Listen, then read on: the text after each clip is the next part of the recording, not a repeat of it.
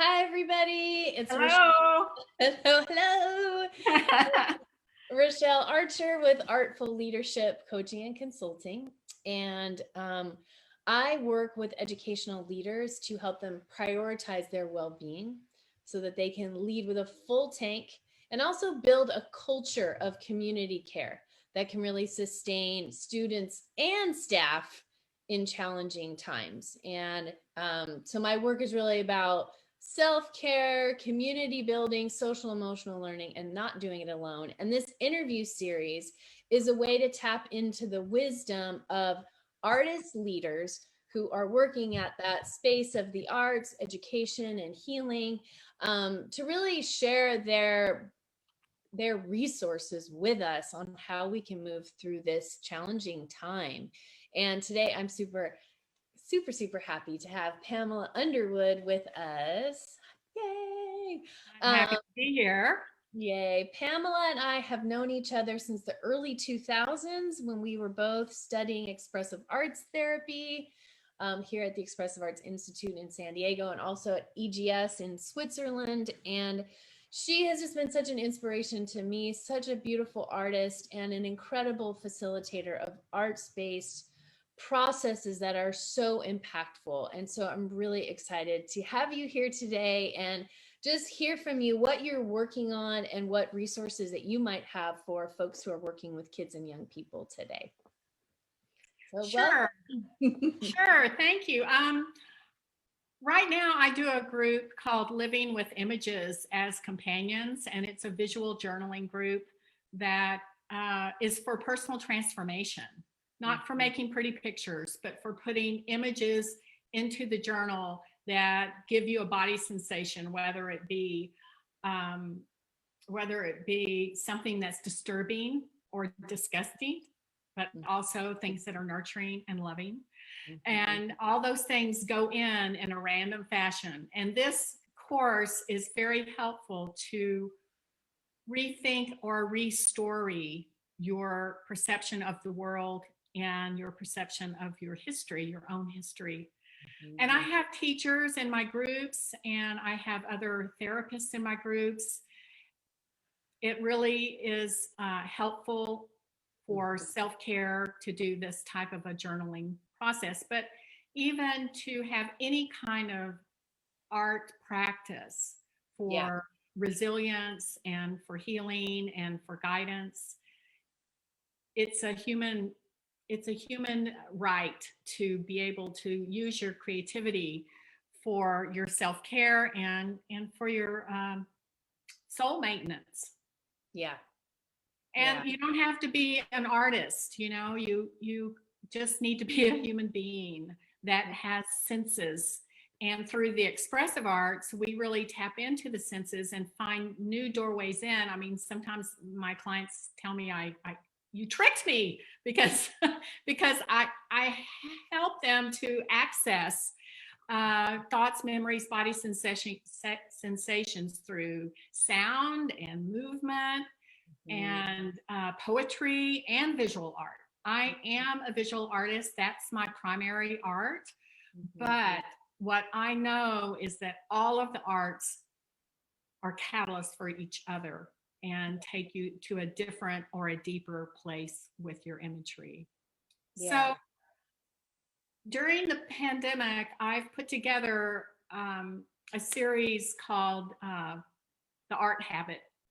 And it's on my website, PamelaUnderwood.com. It's for anyone to access it. And I'm going to leave it up until all our kiddos are back in school and we don't have to wear masks anymore. And it'll be available. And it has very easy, short things that you can do for yourself, with your classroom, with your children, if you're a parent. That is low skill, but very high sensitivity. Yeah.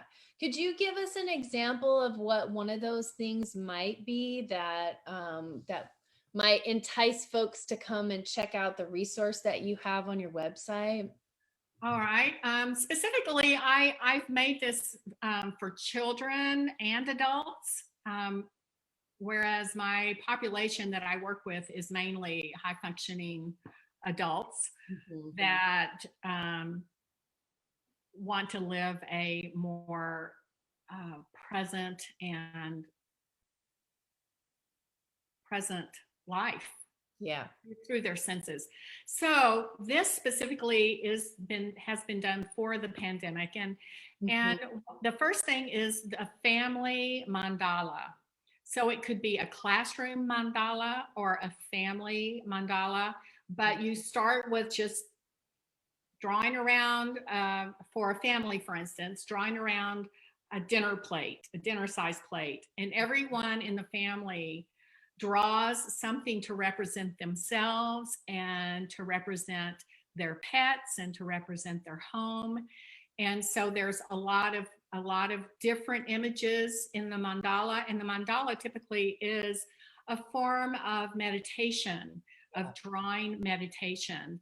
So it gives the family a unit to show up in all together, and have them feel like there's a cohesiveness in their family, and then they can develop that into lots of color and put it on the refrigerator, and to just get a feel for their family unity. Another thing is the feeling line. Draw from one side of the paper to the other how you're feeling, and it might be jaggedy, it might be a straight flat line, it might be swirly, but you're making a trip from one side of the paper to the other with the color that expresses that feeling sense that you're having. So if the emotions are high or there's been a conflict, this is a great way to really have a place to talk about the feelings, and the paper will contain that line. But what's even better is if you can go out to the playground or to your driveway and take some chalk and take the color closest to the color that is that feeling, draw that line from one side of the concrete to the other, and then each take turns, people in the family or the kiddos that are having some kind of misunderstanding, each take turns dancing each other's line.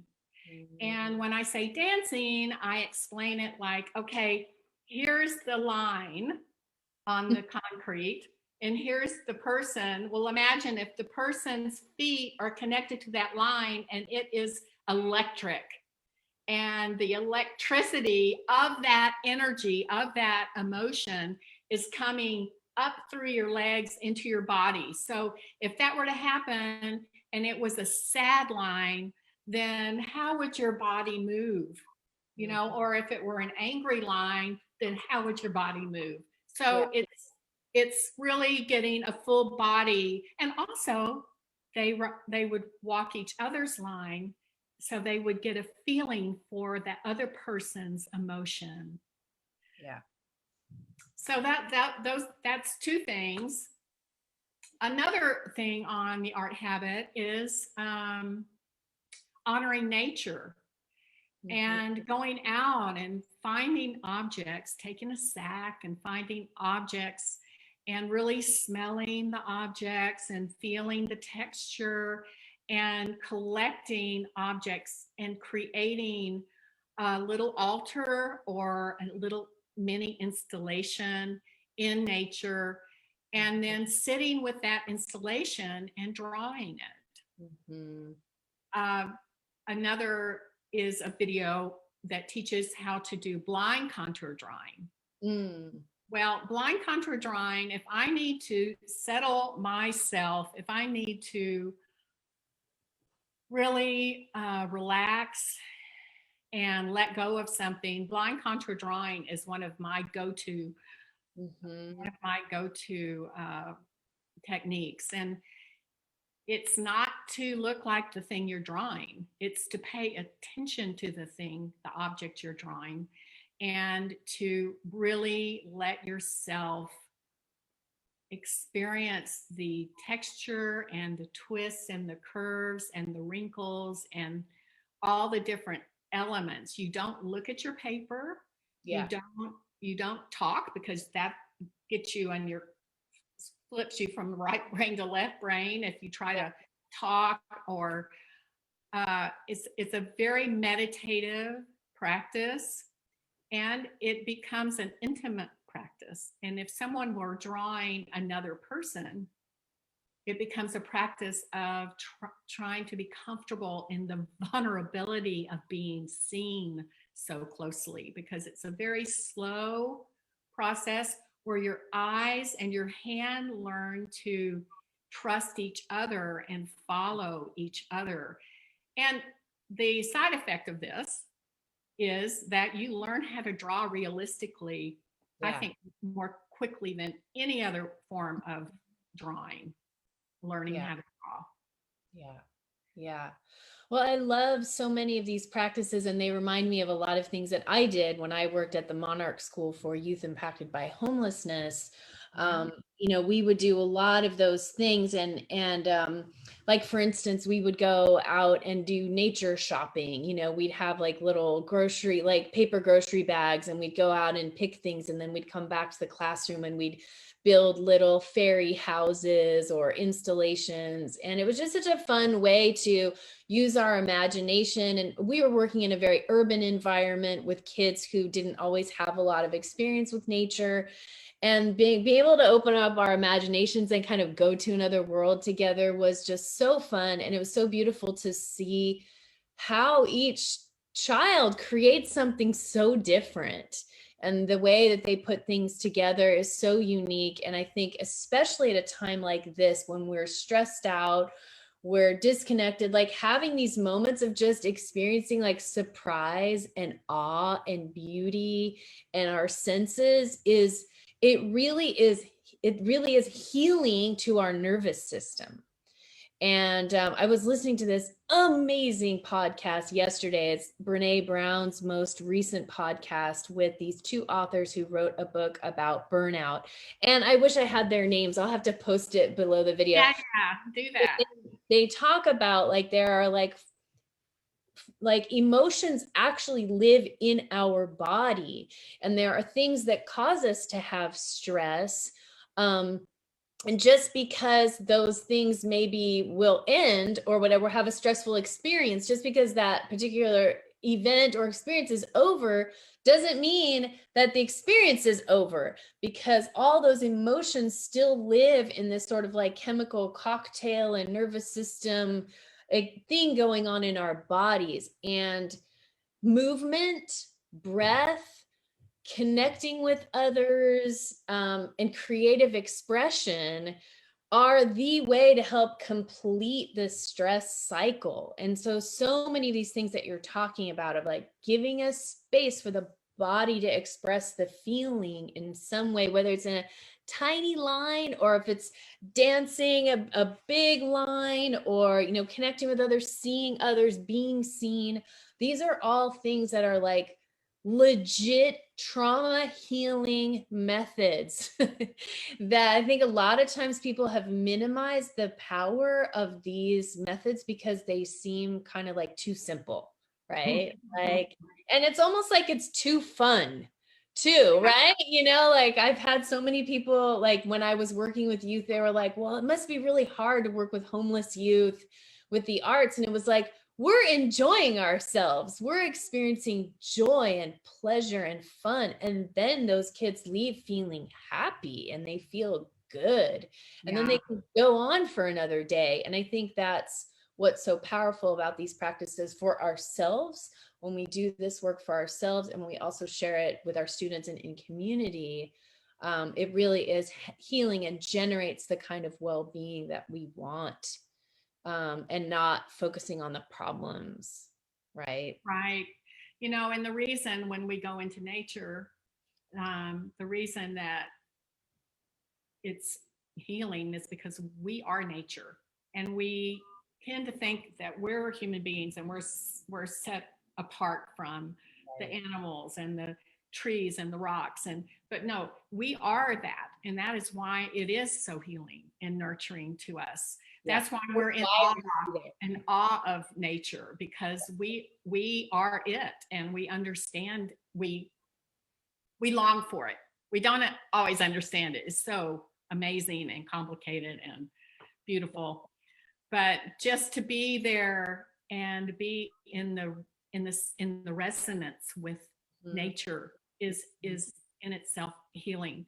And you mentioned trauma. Trauma lives in a different, separate part of our brain than our normal memory.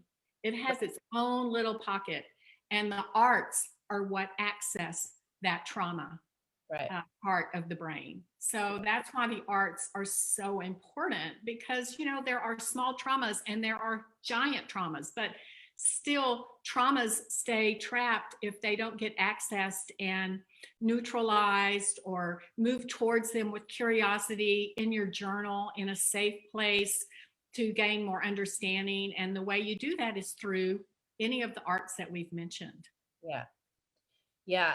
So for folks that are curious about this group program that you're creating, will all of these things be a part of what you're offering in this?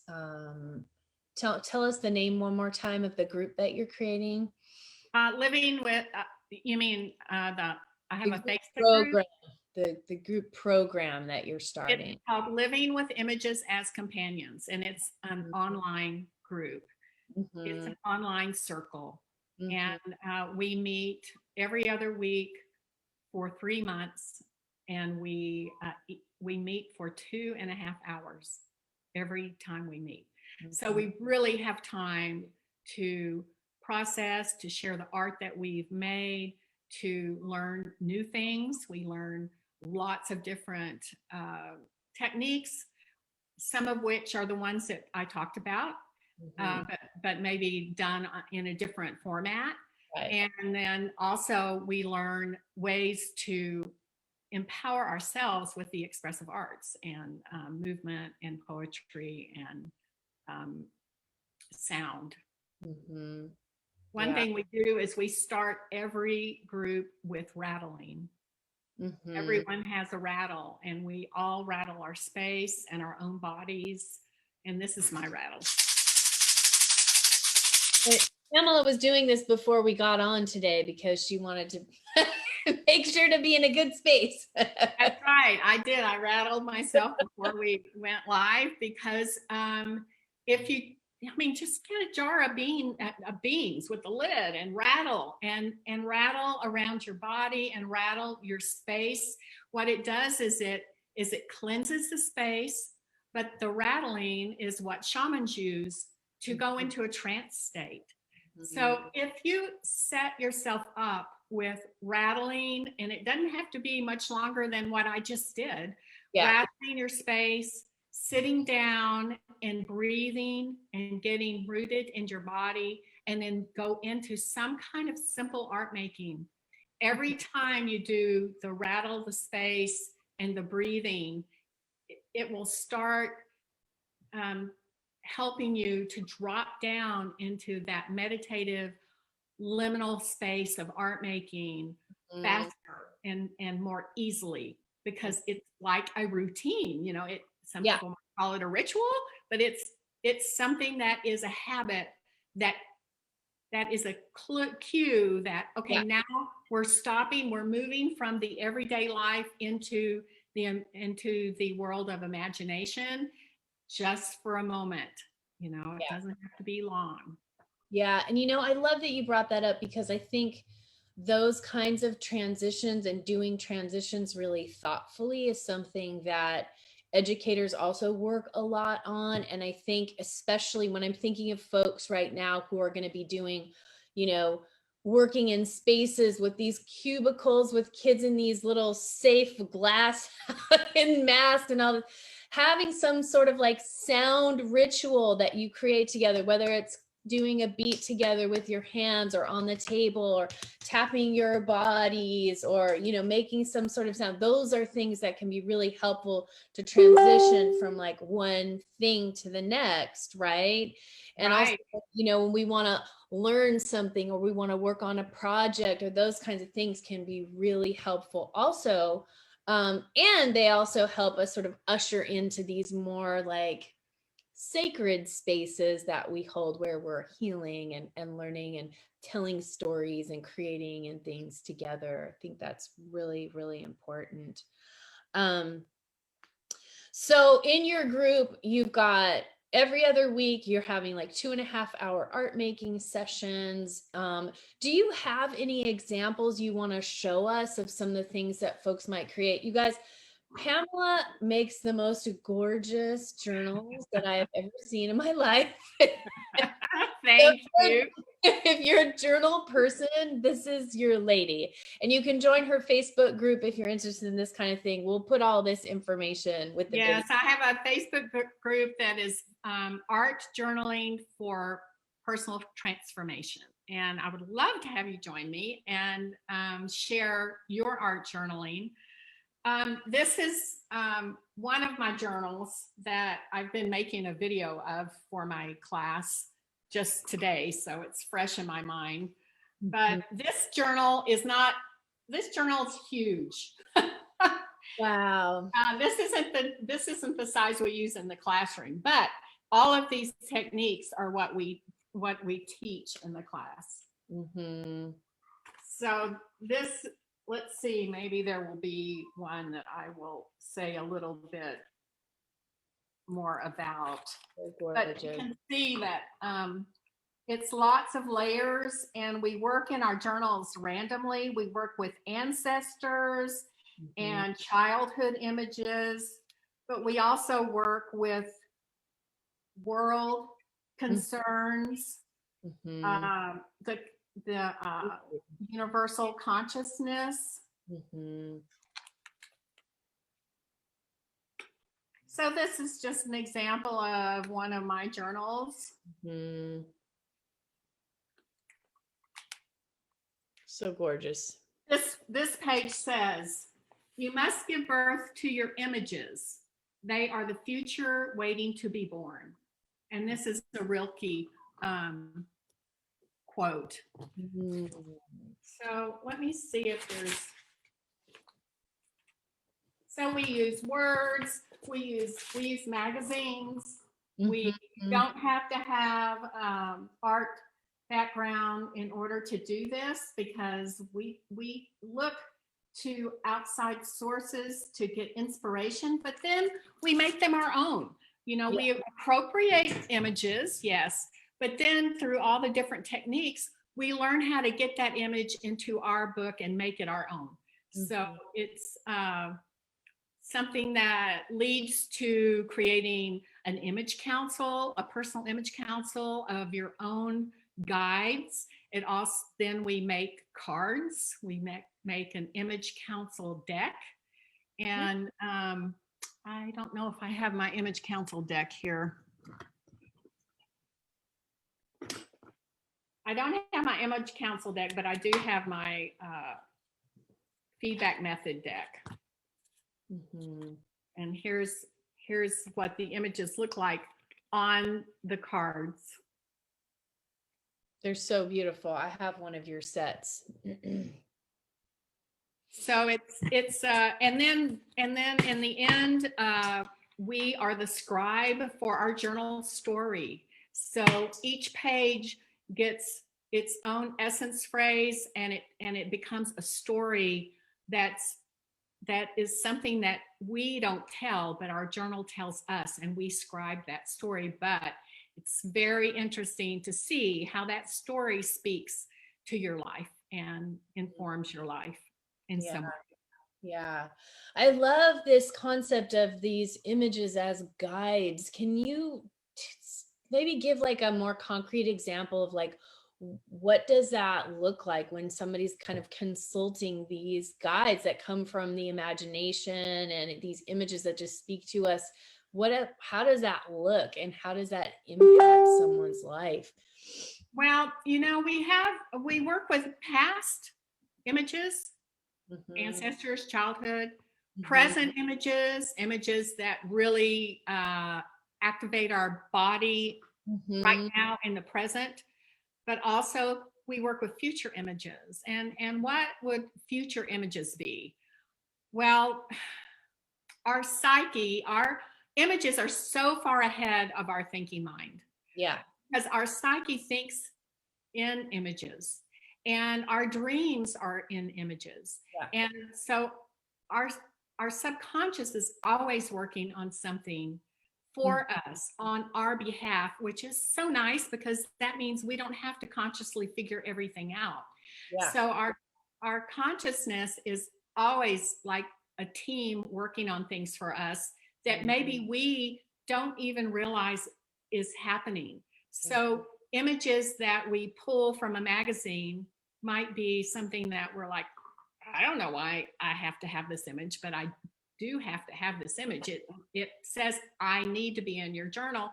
So you put it in there because anything that's a body sensation elicits a body sensation has to go in the journal. That's really the only rule. And and later, maybe 6 months later or a year later, you look back at your journal and you realize, oh my gosh, that's what that was about. Now this has manifested in my life, but I didn't know anything about it before, yet your subconscious was already working on it. So that's, if you pay attention and you go ahead and follow the images, you're giving your subconscious the cue that you're ready to pay attention and go deeper into the work, whatever work your subconscious is doing. You're ready to be like, instead of just oblivious to it, you're ready to be part of the team and be more conscious about the work. So it's for instance, I let's see, these little guys at the bottom, they're called buildings.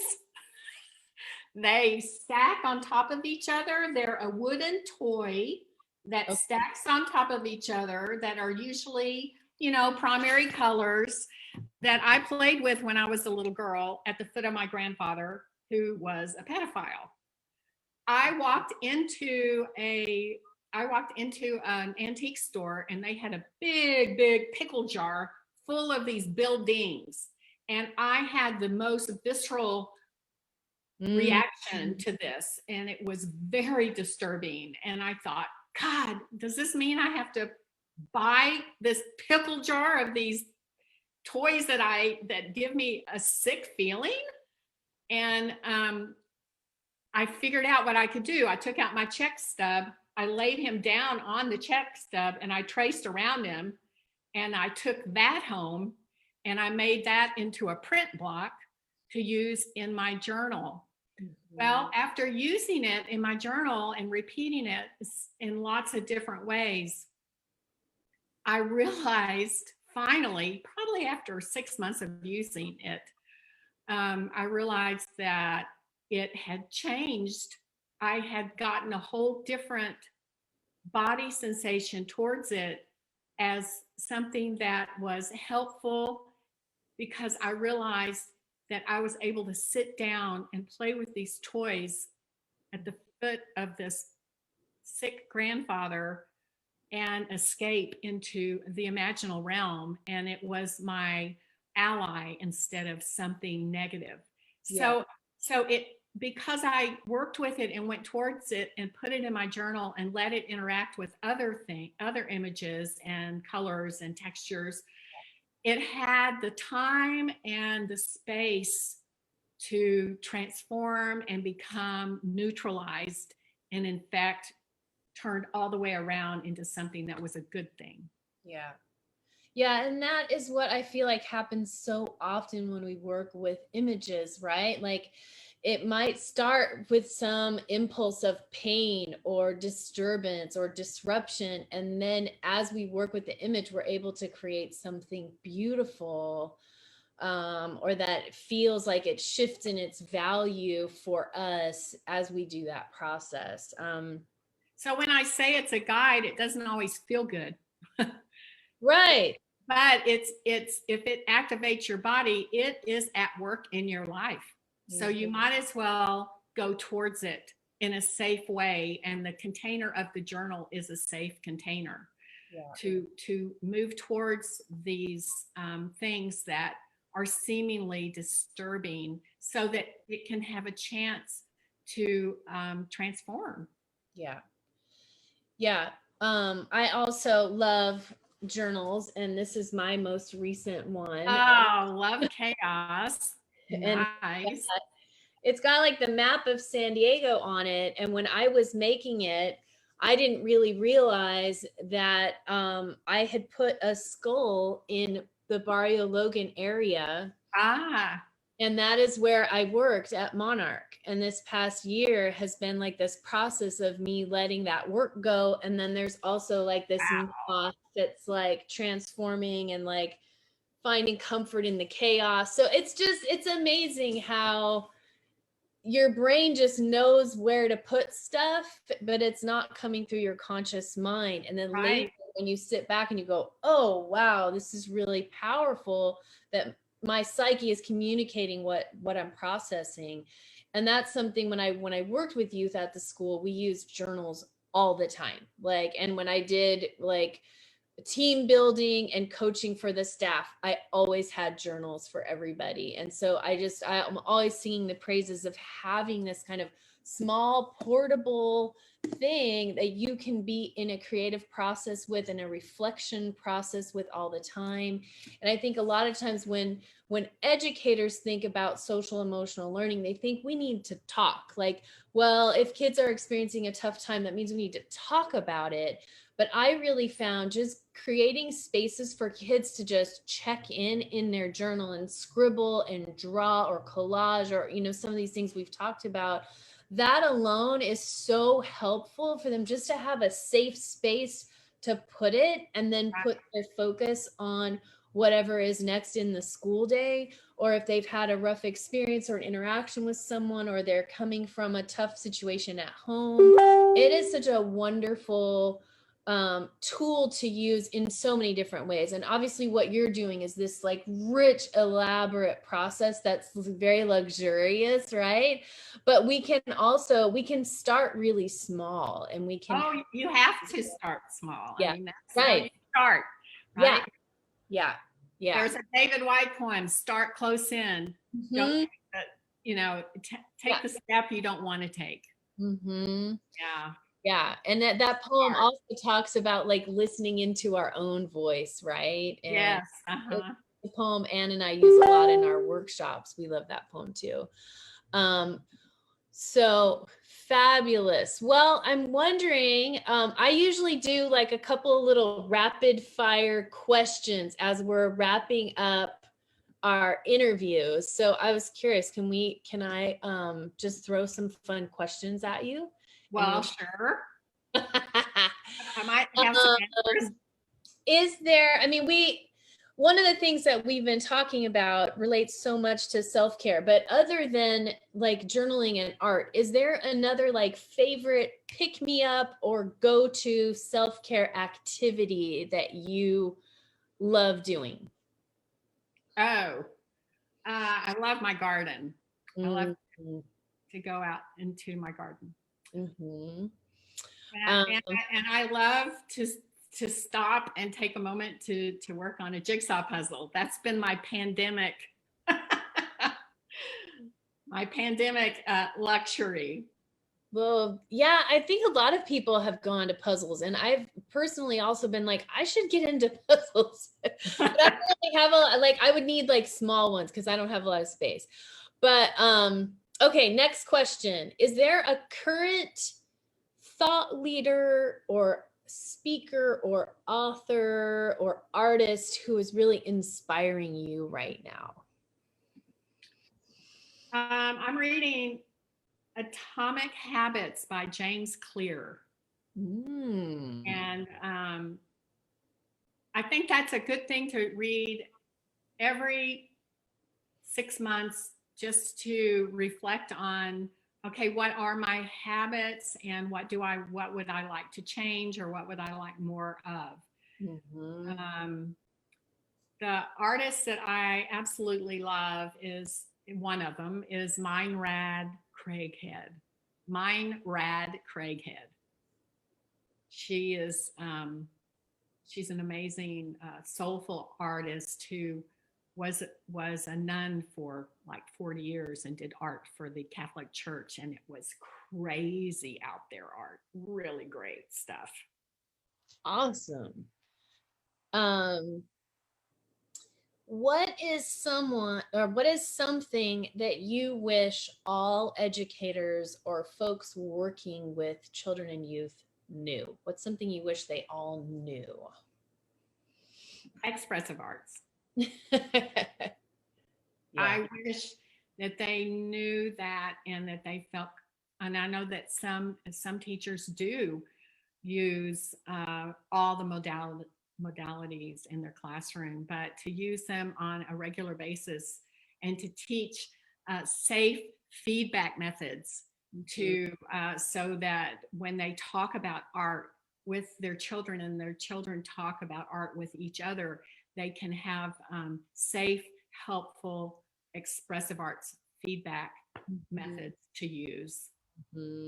Yeah, and for those who don't know what those are like really wonderful kind of like body and emotion based, right? Where we say, oh, when I look at your image, I feel this, or when I look at your image, I see this, or I imagine, or, instead of like, it's good or bad, or I like it or I don't, right? Instead of critique, you're saying I statements. And it also helps the person who made the art not to realize that they were just part of the creation of that piece, a partner in that piece, and not to take personally what other people bring to their work, because we all bring our own history to any piece of art that we look at.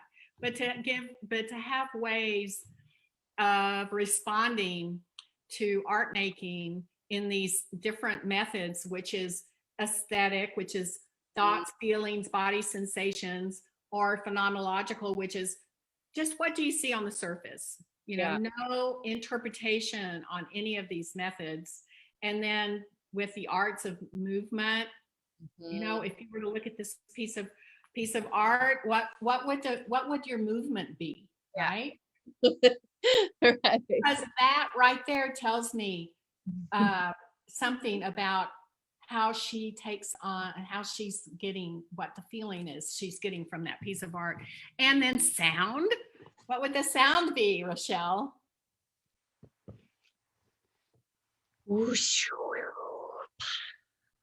Absolutely. Okay. How about what else? How about thoughts, feelings, body sensations? That's aesthetic. Body sensations is like, I feel like I'm traveling through layers of fabric or time. Like there's stuff that's really far away and things that are close and really soft. And when you think of things that are close and soft, how does that feel? What's the feeling? It feels like, I don't know, it makes me think of like a soft piece of fabric on my, like a pillow or a blanket or a and does that feel nurturing, or does it feel scary? It feels comforting. Comforting. And then there's kind of this exoticness. I mean, obviously I'm looking through Zoom, but there's like an exoticness somehow about this pattern that has kind of this otherworldly, or like I'm experiencing something from somewhere else, which is kind of exciting. And what's an emotion? What's a feeling for that? Curious. Curious, yeah. Inquisitive, yeah.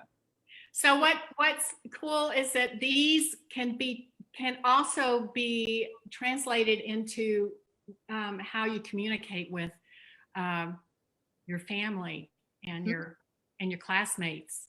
you know, and your boss. Yeah. So it's such a good skill. Yeah.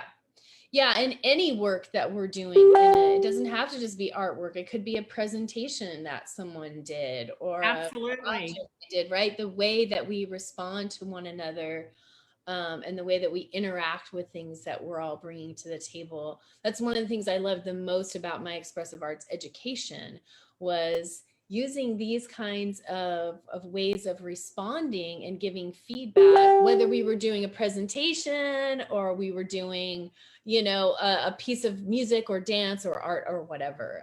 Right. To really have that, like, all of our senses engaged and our sensibilities um, reflected in that process. Yeah. Well, I feel like we could go on and talk forever because we're talking about so many of the same things. But I want to just repeat a couple of the key resources that Pamela has for you. At PamelaUnderwood.com is where you can find those art habit little mini lessons. They're little videos that she created for like really cool little art things that youth and adults, kids and adults can do, that are really geared towards doing this during the pandemic, right? And they're going to find it at the top navigation bar. Okay. There's home, about Pamela, blah, blah, blah. It's going to be in that top bar. Okay. So there's that. There's also your Facebook group, Art Journaling for Personal Transformation. I'm also in that group because it's cool stuff going on in there. And Pamela's going to have some cool events happening, and she's going to be sharing more about this wonderful program that she's starting. And for those of you that are working specifically with educators and you want to have a space like this to come to, Ann Davis and I also host monthly self-care spaces for educators where we do a lot of these practices of working with the body and the arts to release stress. So we've got lots of resources for all of you, and we hope that you make the most of them, because the more research I'm doing about how we move through this time mindfully and with healing in mind, the arts just are central to that process. The arts, the body, creativity, and connection are like key to getting us through this crazy time. So thank you, Pamela, for sharing your beautiful perspective, your wisdom with us. Thank you. And I look forward to seeing you again soon. Thank you. Thank you. Bye, Rochelle. Thank you, everybody.